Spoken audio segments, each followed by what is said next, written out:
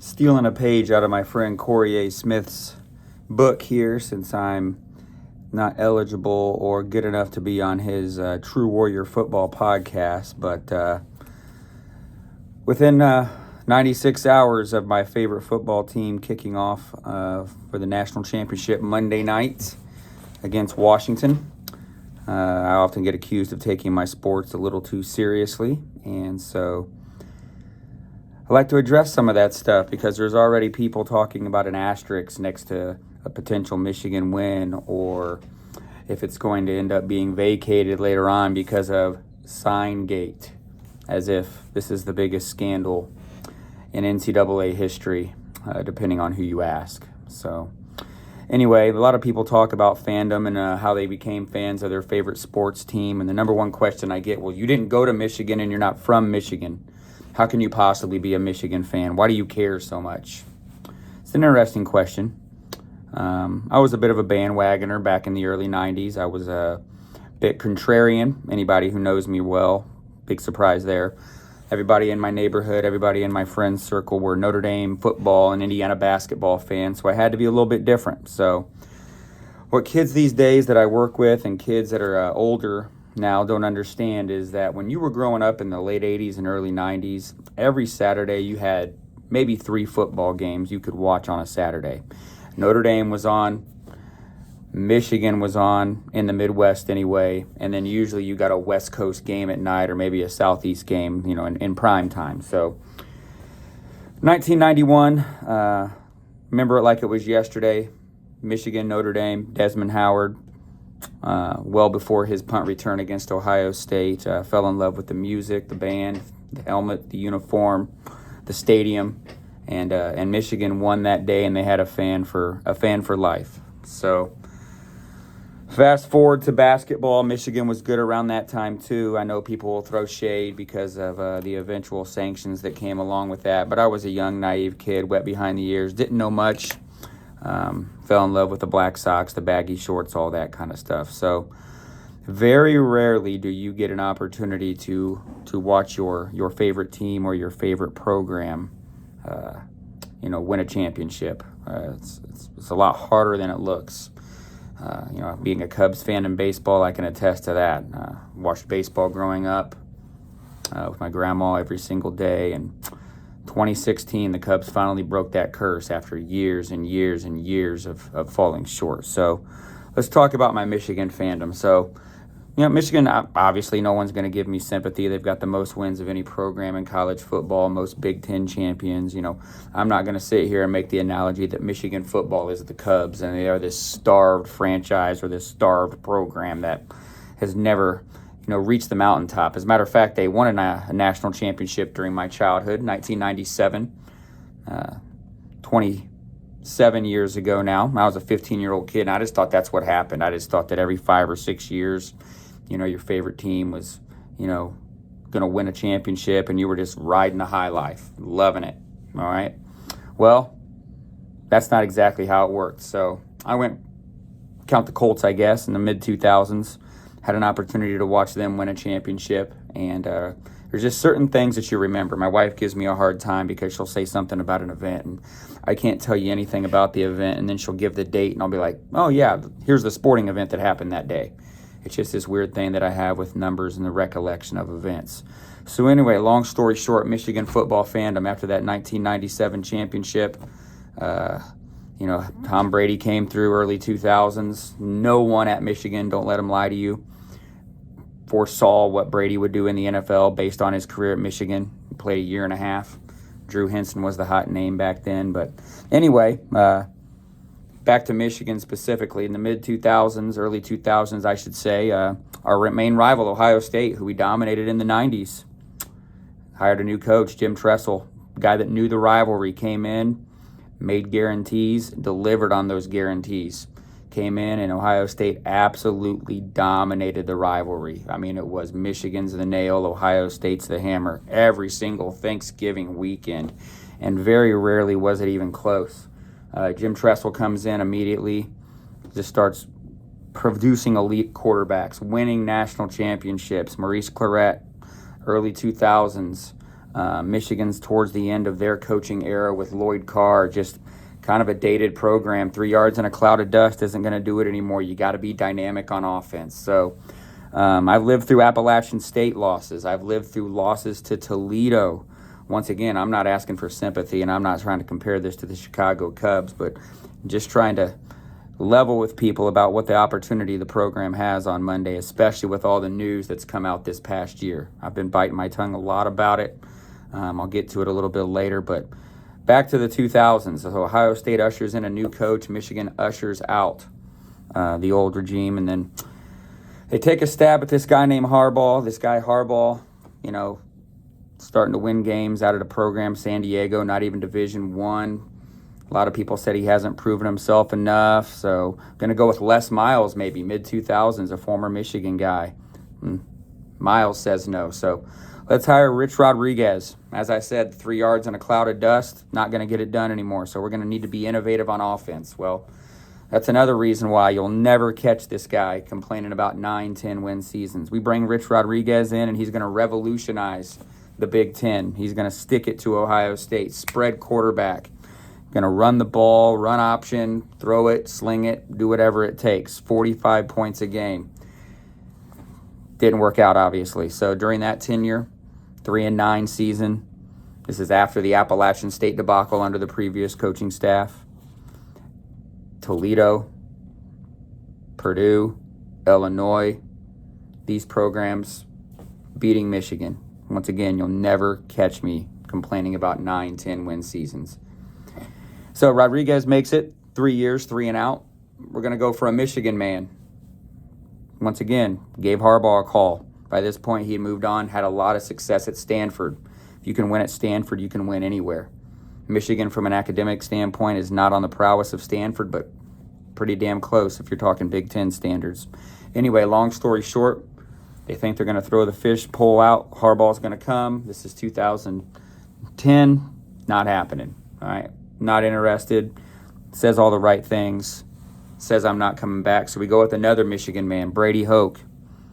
Using Rich Rodriguez's players, Hoke, 2011, New Year's Six bowl win. Then progressively gets worse year after year after year. Beats an Ohio State team in his first year that did not have their coach. Then just begins getting drubbed annually. Thanksgiving weekend was an absolute funeral in the Jones household in the 2010s. All right, so 2015, let's fast forward. All right, Jim Harbaugh is now in the NFL, coaching the San Francisco 49ers, has developed a quarterback, has made it to the Super Bowl, got on the doorstep, did not get it done. All right, they make the call. And this is where the media, who I've got a bone to pick with, enters the conversation for the first time. Oh, Harbaugh's never coming. He's not going. Why would he leave? Why would he leave the 49ers to go to a college job? He's built for the pros. He doesn't want to deal with those attitudes, and he doesn't want to recruit and get on the road. No way Harbaugh's coming. ESPN, at the time, man, I thought that they were the number one sports outlet. Nah, Harbaugh's not coming. Harbaugh's on the plane to sign the contract. All the local reporters in Ann Arbor and the Detroit area know. The plane is in the air, pen in hand. Oakland's still in play. Harbaugh's going to go coach the Raiders. So, history's done. Harbaugh takes over 2015. Has success in his first year. A lot of Michigan fans getting some Brady Hoke vibes. He won with Hoke's players. It's a fluke. Okay, 10-2. Still didn't beat his rivals. Media started trotting that narrative out there. So 2015, Harbaugh starts trying to innovate the games. Talks about one-time transfer rules. Talks about satellite camps, just going to revolutionize the game. Everything in the best interest of the student athlete. That rubs people the wrong way. 2016, probably Harbaugh's second or maybe third best team ever looking back on this. Just his second year. Takes Ohio State to double overtime. Or rather, single overtime. Loses on the Curtis Samuel throwback, cutback play after the short spot that Michigan fans have lost sleep over. Okay? So Ohio State knows he's coming at this point. All right, guy's got a proven track record. Something changes in 2017. They don't want you to talk about it now. 2017, Ohio State, Michigan, blowout in the big house. 2018, Michigan, blown out at Ohio State. Entered Ohio Stadium favored. Top 5 defense in the country. Gives up 60 plus. 2019, back up in Ann Arbor, 56 points given up to Ohio State. Says, well, why are you bringing up the points? Why are you all of a sudden talking about scores? A loss is a loss. Well, Michigan entered those games with a top 5 defense. Defensive coordinator of the year in the country in Don Brown. All right. Well, the reason I bring that up now is because J.J. McCarthy, Michigan's current quarterback, comes out with a story this week talking about when he arrived on campus in 2020 that they had to start doing some things differently as it comes to how they study other teams. All right. Specifically, he pointed out Ohio State, saying, hey, we knew some things that they were doing. We had to catch up. We had to innovate the way we were doing things. So didn't think much about that, but the sign stealing thing's a big story now, and people want to talk about that. So started wondering maybe, he pointed out Ohio State specifically, which is pretty easy to do, of course, when you've won 3 in a row. I'll brag about that later. But, top 5 defense in the country gives up an average of 59 points a game in those 2 games prior to COVID. Rumor broke they're stealing Don Brown signs. Stealing signs. That's the first time it had been heard, like it's this taboo thing. All right? We all know what happened in 2020. Didn't think they were even going to play the season. Michigan gets blown out in front of a bunch of cardboard cutouts, loses at home to Wisconsin by 35-plus points, 5 touchdowns. J.J. McCarthy that night, who'd already verbally committed to Michigan, tweets out, Michigan fans, sit tight. Help's on the way. We don't give up when things get tough. Okay, we're going to turn this program around. Window dressing at the time. Looking back, it's a historical statement. So let's go 2020, Michigan 2-4. All the pitchforks are out. The game's passed Harbaugh by. He tried it his way with the smash mouth football. Got to the doorstep in 2016. Can't kick the door down. 2017, 2018, 2019 tries to get more innovative on offense. Blown out. Okay, the game's passed him by. He's better suited for the pros. He doesn't know how to recruit, doesn't know what he's doing. Man, the game's passed him by. Guy's coached in the Super Bowl. He's won everywhere he's been. Took a Stanford team from 1-11 to the Orange Bowl. But hey, all of a sudden the man's forgot how to coach. So 2020, everybody wants him gone. Anybody with a brain knows you don't fire the guy because you're not going to get anybody better, especially if he's an alum of the university. So coming back, Harbaugh gets a staff, younger, gets more innovative, gets rid of Don Brown, gets younger, more youth, okay? Stops ducking the Ohio State question. There's always this thing every single year. Ohio State prepares for Michigan every single week. They do something in practice for Michigan every single week, but Michigan doesn't say Ohio State's name until the week before the game because they got to take it one step at a time. 2021, Harbaugh changed his stance on that, okay? Ohio State rolls into Ann Arbor. Michigan's got 1 loss. Ohio State's undefeated. All right, all we heard from Ohio State fans that day, well, it's snowy and our guys were sick. Ran it down their throats. No answer. 5 touchdowns on the ground. Wasn't even close. All right, so 2022, we're going to get revenge. That was just a fluke. 2021, Michigan was the tougher team, but we're going to come back. 2021, fluke. 2022, we got them in our house now. Oh, what's that? Oh, beat them by more. 45-23. In your house. Ran it down your throat. No answer whatsoever in that potential game. Okay? We'll rewind to 2021 real quick. Michigan had no chance against Georgia in that 2021 playoff. No chance. They were happy to be there.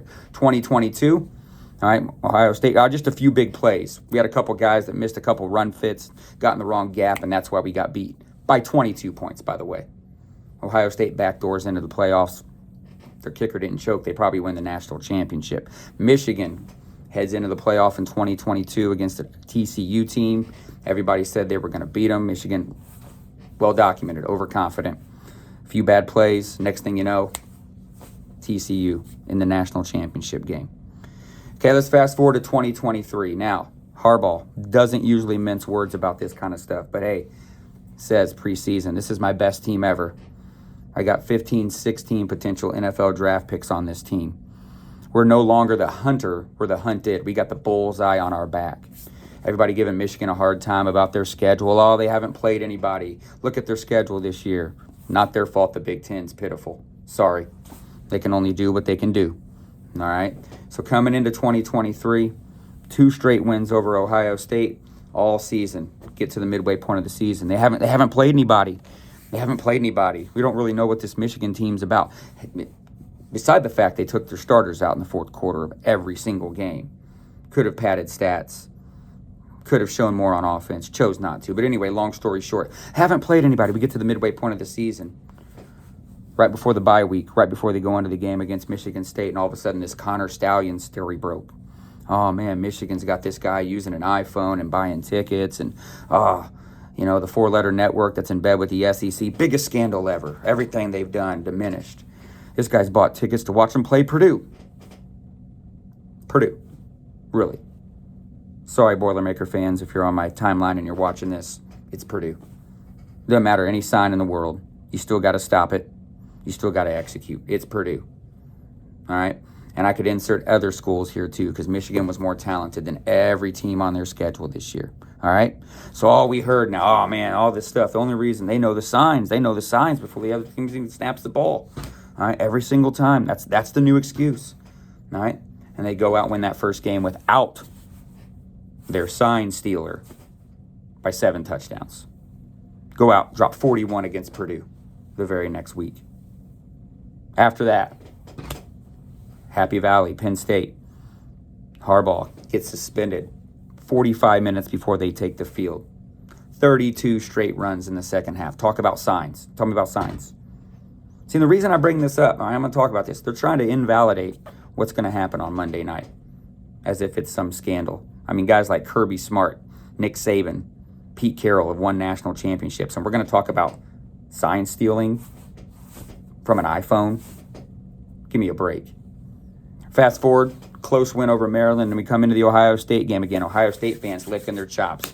We finally got them. All right, we changed our signs last year, and they still beat us. But hey, we got to teach our guys a whole new language. All right, coming into the game, 2021, it's the flu, it's the snow. 2022, oh man, we've got to, it's 5 big plays. Our guys just fell asleep for a couple times. Now we got the signs as an excuse in those last 2 years. Here's the reckoning. Michigan doesn't have their Marine on the sideline anymore. Still beat them.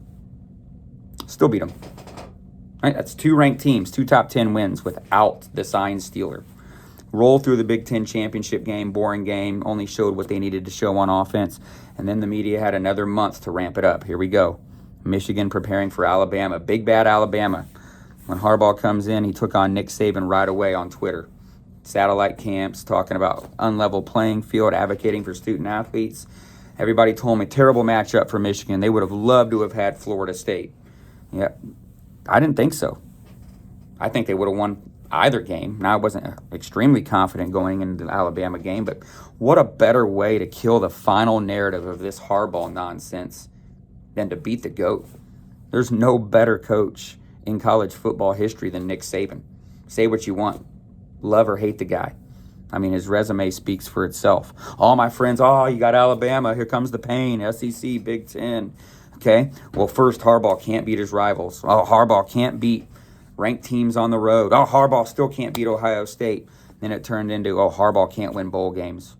Okay, they got Nick Saban with a month to prepare. Ladies and gentlemen, that was a 27-20 overtime win, and Michigan did not even play well. Special teams was a disaster. Turnovers. I mean, and they still won. Now the narrative has shifted. It's not a typical Alabama team. Yeah, this isn't a vintage Saban team. Probably not. Maybe not his greatest team ever. Let's wait till April when they have about a dozen guys drafted. All right? But anyway, this whole narrative has now shifted to Monday night. If Michigan wins, is there an asterisk? Man, if Michigan wins, it's going to be tainted. Man, Michigan better, if they win, man, Harbaugh better hightail it to the NFL because there's sanctions coming. None of us know the future. But anybody that knows ball can't sit here and tell me that signs have made a difference. They got rid of this guy. Beat 4 ranked teams since they got rid of him. Washington would be 5. Okay? So I'm going to enjoy it. Everybody tells me I take sports way too seriously. Hey, man, sports is a metaphor for life. It's cool believing in something that's bigger than yourself. It's cooler when you think that you screaming at the TV legitimately makes a difference. I'm not normal, but hey, most sports fans aren't. Fan stands for fanatic. So Monday night, if Michigan pulls this off, I might be insufferable for a while. The media is immediately going to try to run damage control. They're immediately going to run onto the field and ask Harbaugh about his future. And once again, he's going to take the high road and he's going to talk about how, hey, I'm here for my players. All I care about is them right now. And the media is going to spin that, as they always do, into some convoluted ducking of the question or what's he know? He's going to leave his alma mater high and dry with these sanctions because hamburgers and signs. All right? So nothing that can happen on Monday night is going to ruin my joy. Nothing. I watched them lose to Appalachian State 15 years ago. I've watched continual Thanksgiving weekend beatdowns to their rival. Michigan State, who they didn't even view as a rival when I became a fan, flipped the tide. I knew in the 2000s and 2010s that any time there was a ranked team on the road with a number next to their name, Michigan was losing. They'd fold like a tent in the most unimaginable ways possible. The punt game against Michigan State. I could ramble all day about it, but hey, in summary, all right, go blue. We're going to win this national championship. I have all respect in the world for Penix. I have all respect in the world for Washington. I don't think they can stop our running game. All right, we've seen these national title games. I could sit here and be wrong, where the best player on the field completely takes over. I think about Vince Young, and Penix has got that ability. The problem is he's going to have to play absolutely perfect, whereas Michigan has 3 or 4 ways they can win the game. I might be eating crow on Tuesday morning. If not, I'm going to be taking a victory lap on Tuesday morning, and nobody's going to steal the joy. Go blue. See ya.